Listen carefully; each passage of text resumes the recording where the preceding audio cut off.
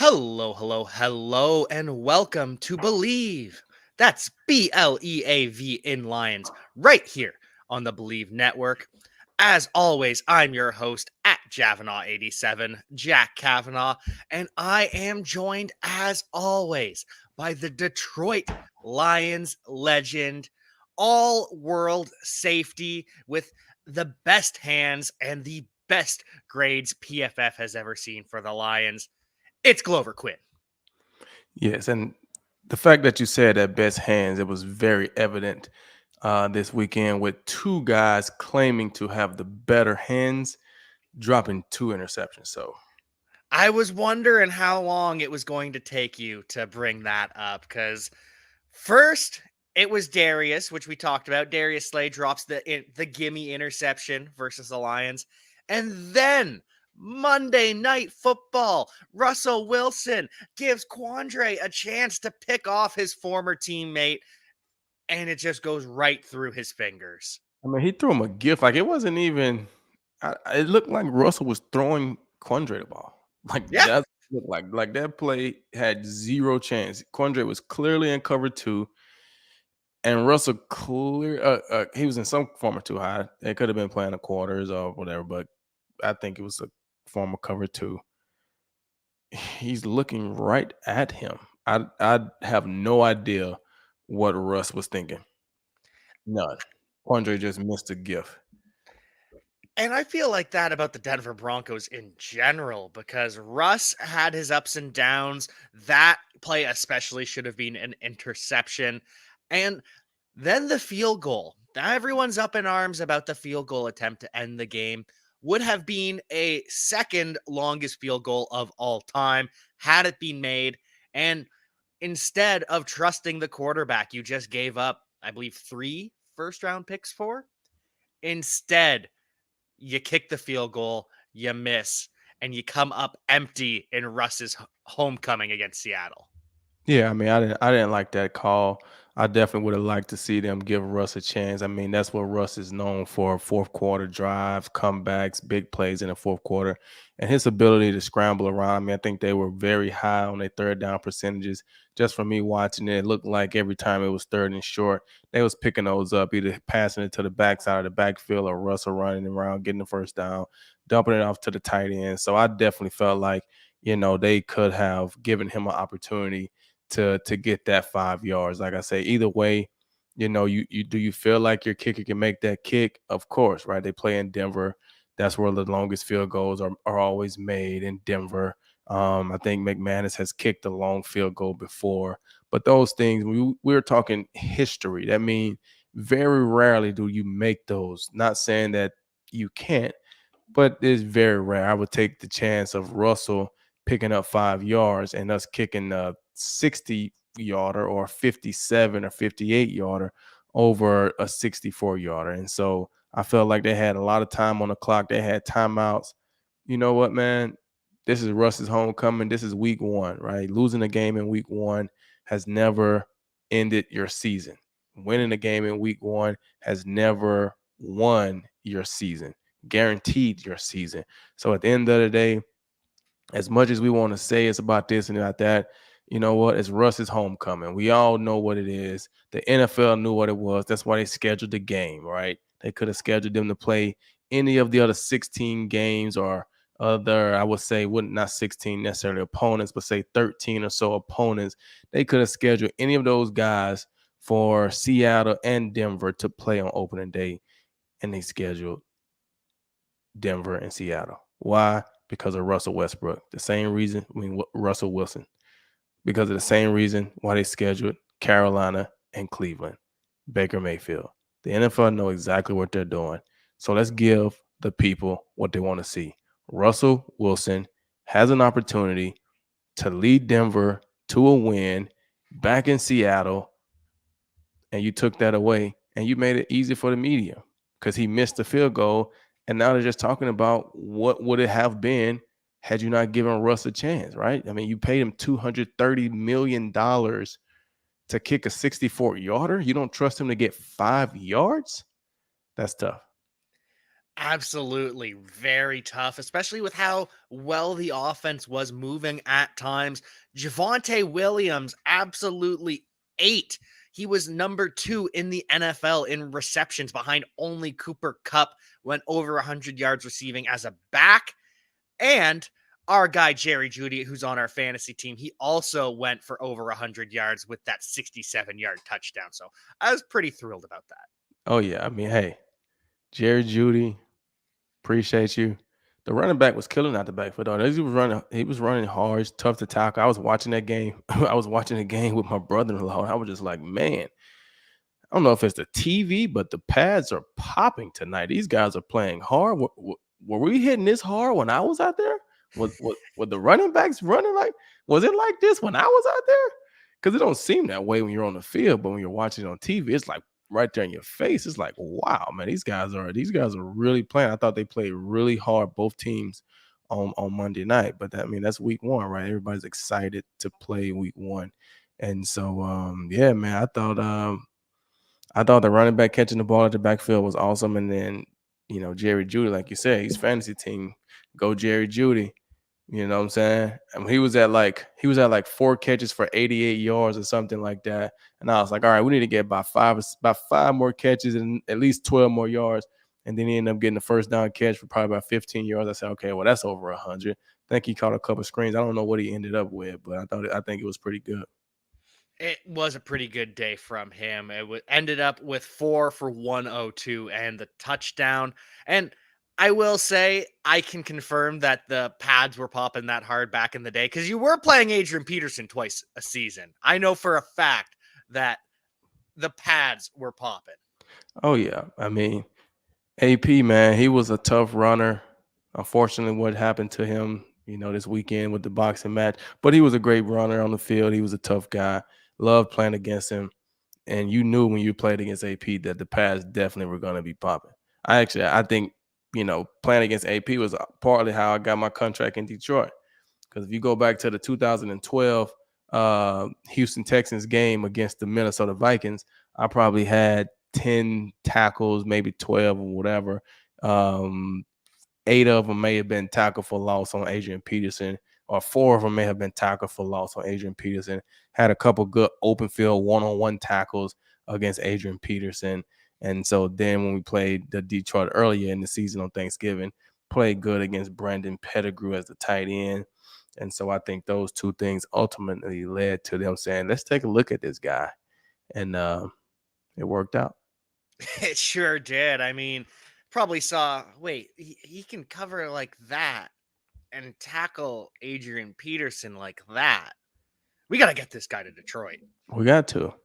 So I'm glad they did. I'm glad they did. I sure am too. One final note on the Broncos before we move on from them. Quinn Miners, the right guard, he could miss 4 weeks with a hamstring injury, but in steps your former teammate Graham Glasgow, Lions' former third-round pick. So they're in still good, they're still in pretty good hands. Man, I saw that name. I was like, man, I wonder is that Graham?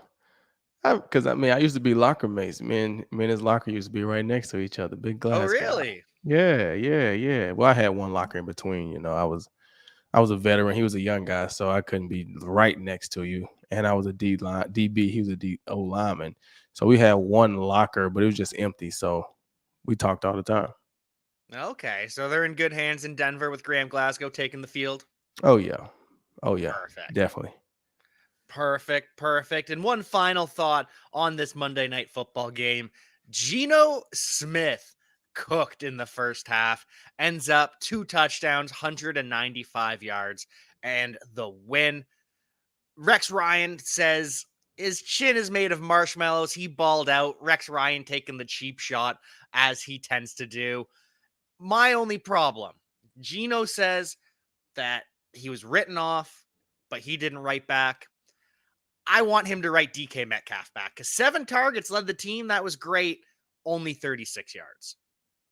Yeah, I mean, you know, I know Gino was feeling good after that game. Obviously, the defense, kept him in it. You know what I'm saying? You look at his numbers, he still didn't throw for 200 yards, right? He had, you know, couple good plays in the first half. He ran a couple timely scrambles and things like that. So obviously the defense not allowing Denver to put points up kept them in the game, allowed them to stay in their game plan, be able to run the ball, and just not lose the game. So let's not you know anoint Geno at this point, right? And I would like for Geno to just keep his head down. Don't be sitting there like, oh, they wrote me off, but I didn't write back. You still got 16 more games to go, bro. Like you didn't win the Super Bowl. If this was the Super Bowl and you make that statement, no problem. This is not the Super Bowl. This is week 1. You got 16 more games to go.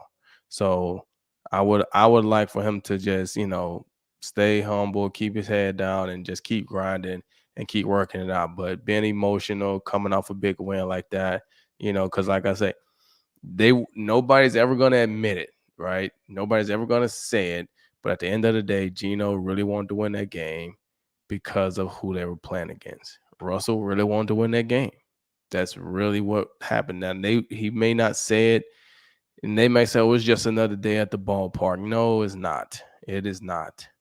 It is Russell Wilson coming in. And one thing I will say about that right there, and I don't know all of the history that happened with Russell, with his departure, what happened with the fans and the front office and why I don't know all that stuff. But what I do know is Russell Wilson gave Seattle a lot of incredible years, won them a Super Bowl, had them right at the doorsteps to win another one, like took them to 2 Super Bowls.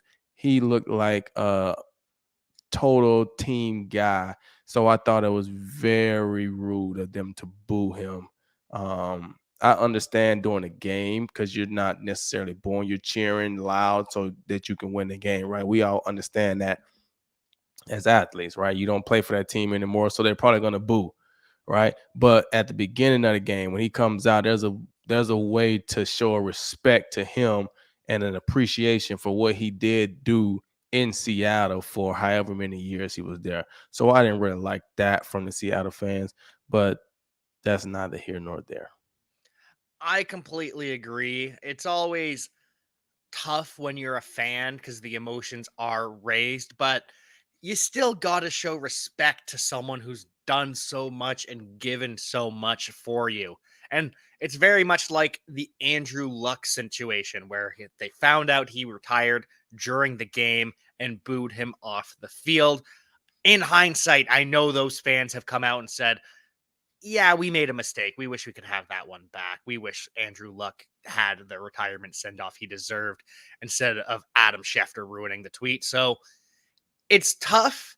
You understand the emotions are heightened, but come on, man. You got to respect Russell Wilson. Right. Man, like I say, you do it during the game. I mean, you know what I'm saying? You do it during the game. I mean, I think did Tom go back to New England? Yeah, he went back last year, right? Yeah.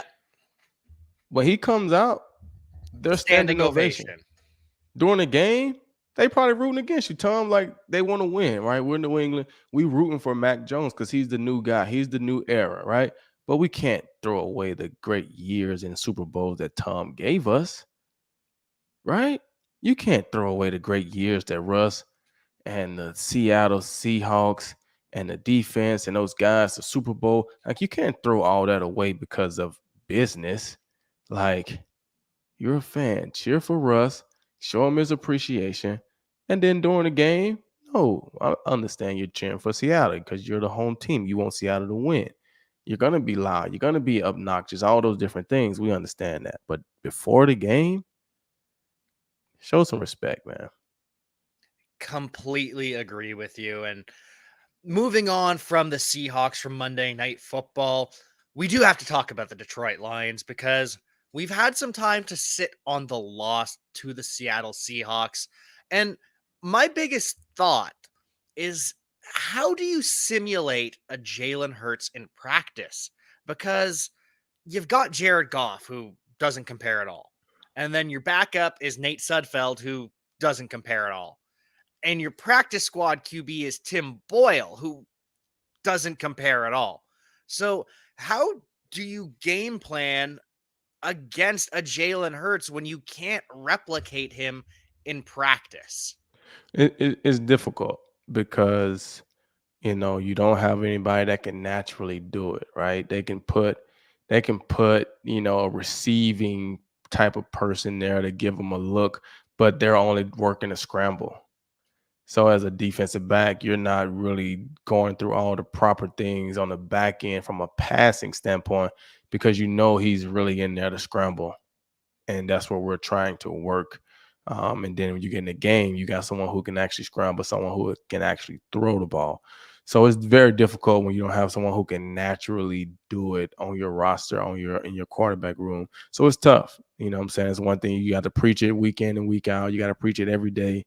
Understanding what the rush lanes are going to be like. You got to understand, in practice, I know I'm going against this guy, but for this game, this is going to be my rush technique. And that's the hard part because so many times, I've never been, I guess, in the O-line room or the running back rooms, but I do remember when I had to play scout team, for the couple of weeks that I did, I was always into who am I this week? You know what I'm saying? Who am I this week? Am I Troy Polamalu this week? Am I Ed Reed this week? Am I Darrell Revis this week? Who am I this week? And I'm trying to emulate that person the way they play the game because that's what they're going to see on Sunday. And I think we see it a lot of times from the skill guys, from a defensive standpoint or an offensive wide receiver, things like that. But I don't know if those left tackles and right tackles are trying to say, okay, who's the left tackle? Oh, that's Taylor Decker. Okay, I need to emulate Taylor Decker so that this defensive end can get a look at this is how Taylor Decker is going to play you, right?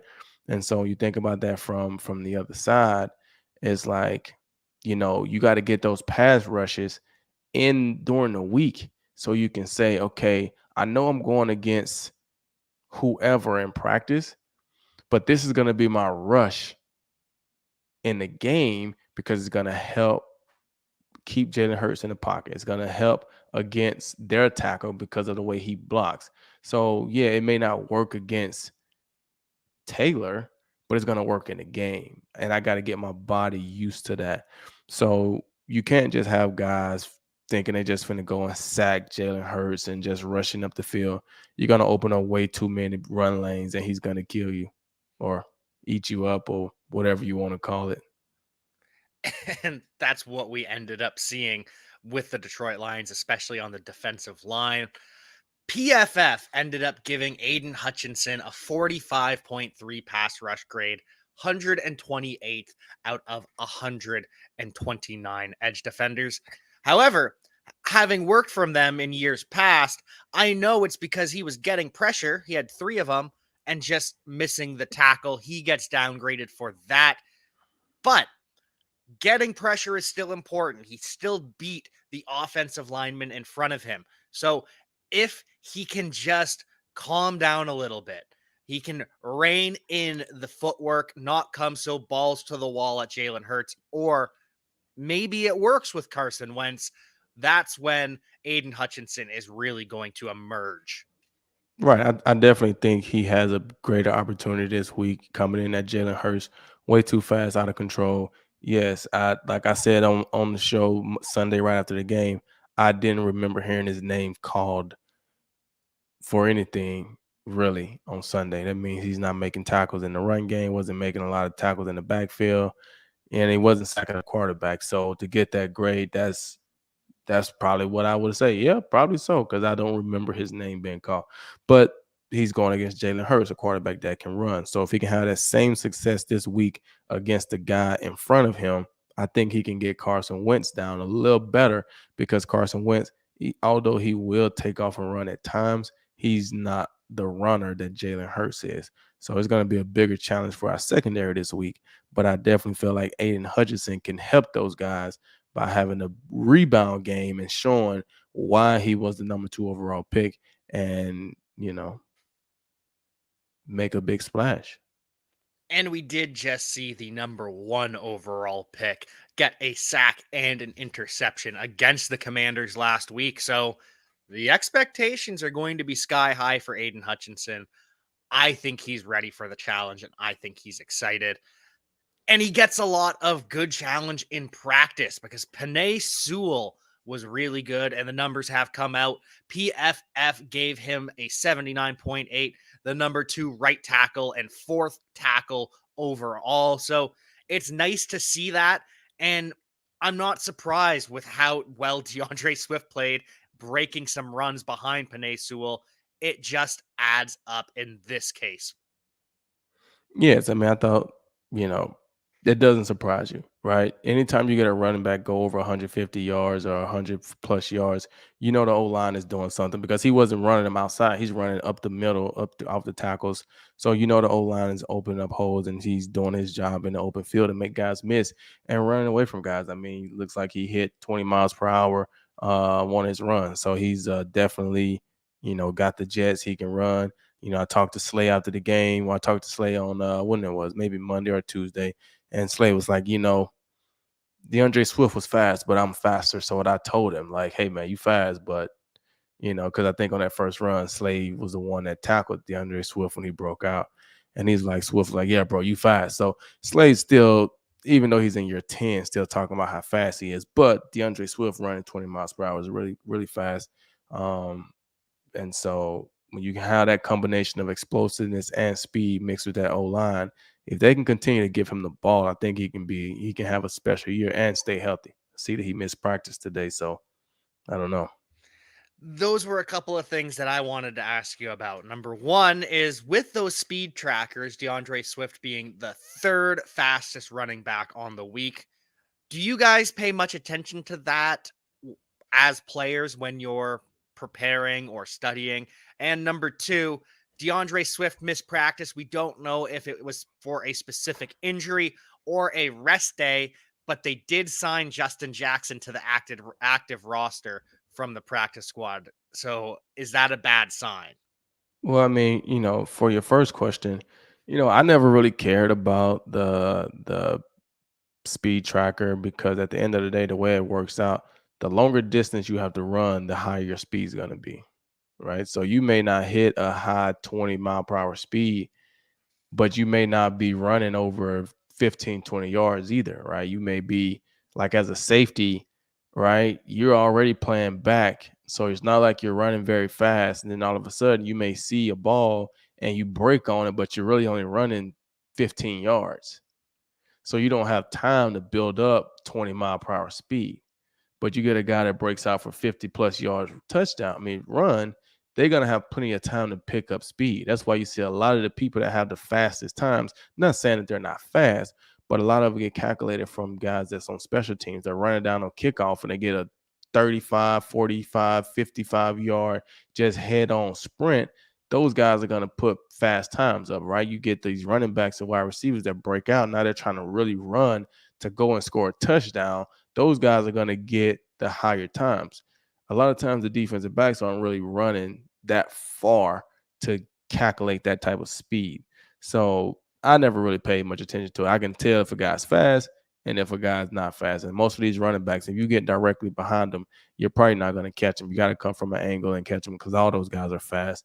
They can run. Second question, I don't think it's a good sign, me personally, because if you're just giving them a rest day, I don't need to sign somebody from practice squad because practice squad guys, they can take reps with the ones or the twos or whatever. You still got 2 running backs on the active roster, I think, right? You got Jamal and another guy, right? Yeah, Craig So you Reynolds. got, And they did call Justin Jackson up from the practice squad last week as well. I don't know. I feel like you played one game, we didn't win. I don't feel like it's time for a rest day. I just don't feel like it's time for a rest day. I mean, we're here to grind it out, right? You had a good game. We need to go have another. We need to have a bigger game. And so I don't feel like it's the time to be saying, all right, we're going to give this guy some time off. Like, nah. So I don't know how good of a sign it is. We got to keep eye on that. We'll find out at 4 o'clock what the official diagnosis is when those injury reports roll out. And of course, we're going to be following it every day because not only are we Lions fans, we love DeAndre Swift, but we've got extra invested interest with Swift being the star, essentially the captain of our fantasy team. No question. How did we do this week? Did we win? That is a good question. I don't think I have checked. Who I did will we play? I will pull that up right now and we will see how we did. Final thing, Lions versus Eagles. Lions scored 35 points. They only did that once last year. So that is at least a good sign. That's big time. I will say that. We got to get the defense and not give up 31 points, though. Yeah, that's the I other know they half had of it. I know they had 38, but defensively we can't control the pick six. And I do feel like the NFL needs to adjust that stuff. They have the people that run the stats. They need to adjust that. They do. And Defenses get, bumped in scoring because offense pick six or special teams fumble and all these different things. As a defense, we didn't give up those points. So we don't need to get docked for that. I know it's a team thing, and I understand that, but I feel like they have enough people, enough statisticians, and all these guys that they can differentiate. Okay, these are the points that you gave up as a defense. I know it's a team you play, yada yada yada, right? But we get docked for it. The offense get credited for it, right? We go out and catch 2 pick sixes and put up 14 points, and the offense scored 35 points that game. Their scoring average is going up. So they get credited for it. They go out and give up a pick six, and our average going down. We get docked for it. Come on, NFL. We got to fix that. that was something that always bothered me playing football in high school because there was one game where we lost 21-0. Defense Mhm. didn't allow a single point, but you look at the stats and no, this defense isn't very good. They gave up 21 points. They shouldn't have. This team stunk. Right. It's awful. They It's can do that. I don't think they want to, but they can do that. It is. It's very frustrating, but of course, why would we benefit the defense? We always gotta give it to the offense. Give it to the offense. Make life easier for offense. Defense, Right. nah. They don't get any rules. They don't care about us. All right, I think I finally found the link. I'm finally pulling up our fantasy team. Hopefully here. In the meantime, though, any final thoughts from the Lions game or from this week of practice? My final thoughts on the Lions game is, they look pretty good. Um, to an extent, I want to see DeAndre get more carries. It looked like Jamal had just as many carries almost as DeAndre, and I know Jamal is getting a lot of the short yardage work, the goal line work. But I really would like for DeAndre to get more of a workload, and he may have had some injuries or something like that we didn't know about, or they knew a little more. I don't really know, but I really would like to see that. Please keep Jared Goff in the play action. I think he's way more effective in that role. And I like, looking at the final numbers, you don't really like it from AJ Brown's standpoint. But the fact that Devontae Smith didn't have a catch, I think it kind of evens and adds up.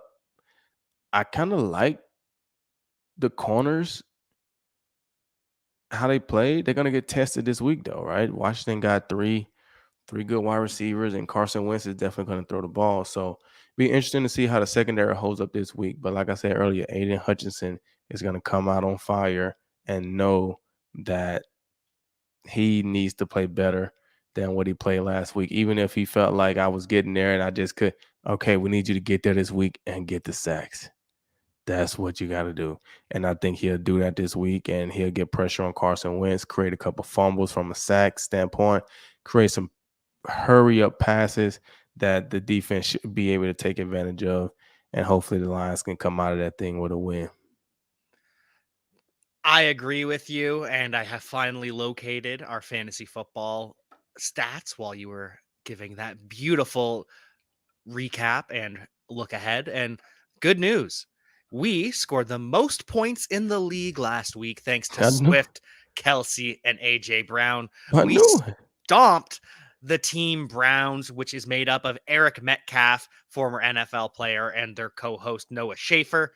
And this week, we will be facing Team Carolina Panthers with Jonathan Stewart And where is his co-host? Desmond Johnson. They don't have a chance. No. Dude. AJ Brown, Travis Kelce, DeAndre Swift, bro. Justin Herbert, bro. Bro. And we didn't even get good contributions really from the Denver defense. They didn't do No. anything. We didn't get good contributions. I don't know if he was in because those guys are on the bench, so I don't know how the lineup is set up. But we didn't get really anything from AJ Dillon. Nobody in Green Bay did anything. Kareem Hunt, he had a touchdown. I don't know if he was in the game or not. Allen Robinson gave us nothing. Julio gave us a big catch, but he didn't give us a touchdown. I still like Julio, though, especially with Chris Godwin getting injured. I still like Julio. You seen the flashes, what he The can be talent's still on there. Sunday. You saw it. You called it. Chris Godwin gets healthy. Now we got 3 guys. Mike Evans, you saw what he still can do. Chris Godwin gets back. And Julio, I think those guys with what they call him, Lenny, with him in the backfield, I think that Julio can definitely make some noise. So our fantasy team, I feel like is looking good. Completely agree with you there. And fortunately, we do not have Kendrick Bourne on our fantasy team. He only got on the field for 1 target, made a big play, and expects to play more going forward for the Patriots. But the report is that he was late to a pre-game meeting before the preseason game, Patriots versus Panthers, and fell into the doghouse of Belichick and Matt Patricia, reminiscent of last year when Brandon Ayuk and Trey Sermon missed curfew and fell into Kyle Shanahan's doghouse. How easy is it for players to rub a coach the wrong way and then be punished in playing time because of it? Because we only ever hear the rumors and no one ever comments on it, but it's got to be pretty wild. I mean, I think those are convenient excuses. They already felt that way about him. That's just a convenient excuse to put it on you, right? Like, I mean, most of the time you say good players don't. Well, they do that for a good player. Well, good players, responsible players, don't really miss curfew. They're not really late for meetings. You know what I'm saying? They don't really have those issues. But if they did, I can't say that they're going to put Mac Jones in the doghouse because he was late for a meeting. Can't say that's going to happen. I can't say Aaron Rodgers is going to be in the doghouse because he's late for a meeting. That's just, I don't see that happening. I can't say they're going to put Jared Goff in the doghouse because he was late for a meeting. You know what I'm saying? But if I already feel a certain type of way about you and halfway don't like you, kind of dealing with you, and then you do something like that, easy way for me to put you in the doghouse, and I can blame it on you. Well, he was late for a meeting, in the preseason. Like, that was in the preseason, guys. That was in the preseason. Right? Was he late for you this week? If he was late in the preseason, punish him in the preseason. He made your 53. So that should be over with. Why is he still in the doghouse?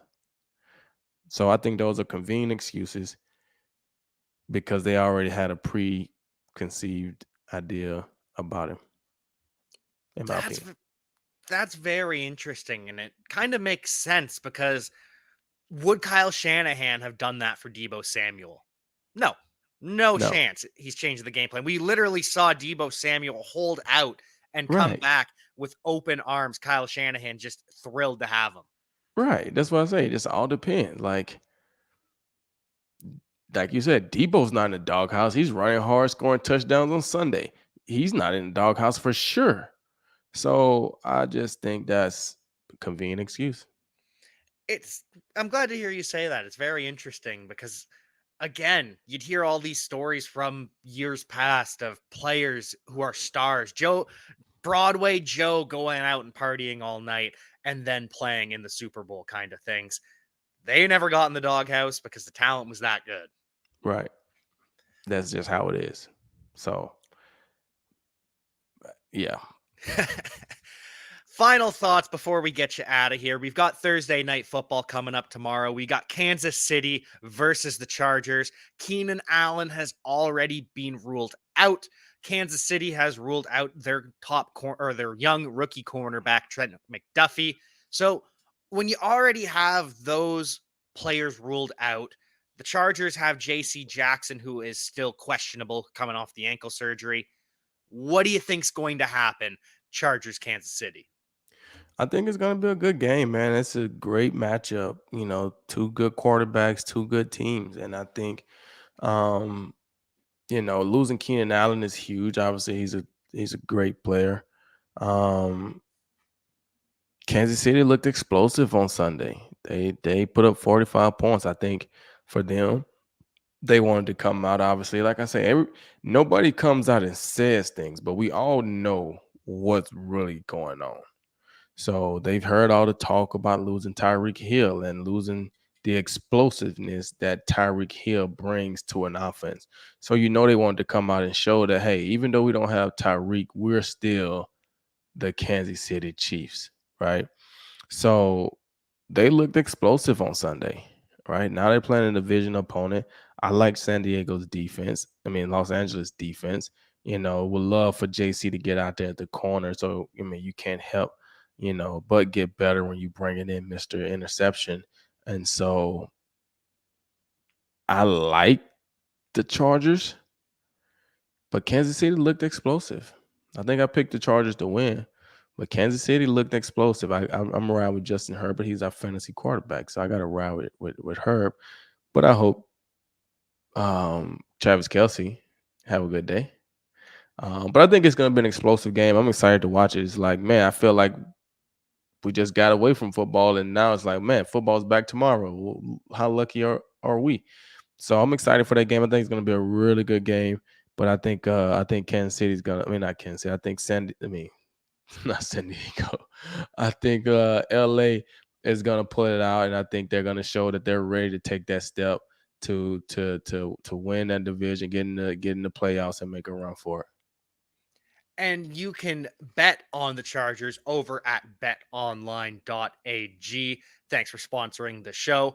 And I agree with you. I think the Chargers are going to take this. However, I did put Patrick Mahomes in my top 5 winners from week 1 because of all the rumors of Kansas City's demise. We talked all offseason, like you said, that, no Tyreek Hill. They lost all of their backup receivers too. They lost Byron Pringle. They lost Demarcus Robinson. It's different now. It's different. Well, different doesn't matter for Patrick Mahomes, so I had to put him in there and give him credit. I know you would have preferred I put Minkah Fitzpatrick on that top 5 list. I thought Minkah had a great day, but Patrick Mahomes deserved to be on that day too. So I would be wondering who are the other 3 that are on there that allowed Minkah not to be on there. For me, it was Justin Jefferson versus the Packers in the divisional matchup. It was the Giants as a whole because the culture is completely changed, it seems. I also had Josh Allen because Josh Allen, and I had DeAndre Swift because I am a biased individual. Okay. Okay. Those are all credible. And that's the thing about the league, man. They're all credible. Like I can't really argue anyone. And I think that what the Giants did was impressive. Nobody expected that. This was NCAA tournament. Everybody's bracket would have been busted after the Giants beat Tennessee. I don't know if anybody other than the Giants fans, and some of them probably didn't even pick the Giants to win. So what they did was impressive. And so it was a great week of football. Well, I will say this right here. The early games were great. Monday Night Football was great. Sunday Night Football, awful. Cowboys, awful. The evening games, not great. Green Bay, Minnesota, not great. Arizona, not great. Who else played the evening game? Bengals versus Steelers in the quadruple over. Oh no, that was an early game. Yeah. I think you had Dallas. Dallas played the night game. You had Kansas City. Oh, the Chargers. Game. That wasn't a great game, right? Who they played? They played the Raiders, and it was Raiders. It It close was at the end, but the yeah, Chargers dominated the game. it didn't feel as close as the scoreboard No. said. It basically felt like the Chargers were winning all game and Devontae Adams was making plays. Yeah. So I didn't think the late games were good in comparison to the fireworks that we saw in the early games. So but it's the NFL, man. These guys are playing at a high level, and it's just incredible to watch these guys play. And it's also incredible for me to sit there and think, man, I played out there for 10 years at that high of a level. I must have been okay because these guys are playing ball. And so it's great to see these guys play. And it's great to be a fan of the NFL. It's a great time to be a fan of the NFL. It's a great time to be a fan of the Detroit Lions, and I cannot wait for week 2. Glover, you got any pluggables to plug before we get you out of here? Nah, not plugging today. I don't have anything extra. I don't have anything extra, but I will probably have something on the next show. And we cannot wait for that. Make sure you subscribe, leave us a comment, leave us a review. And until later this week, we will see you next time.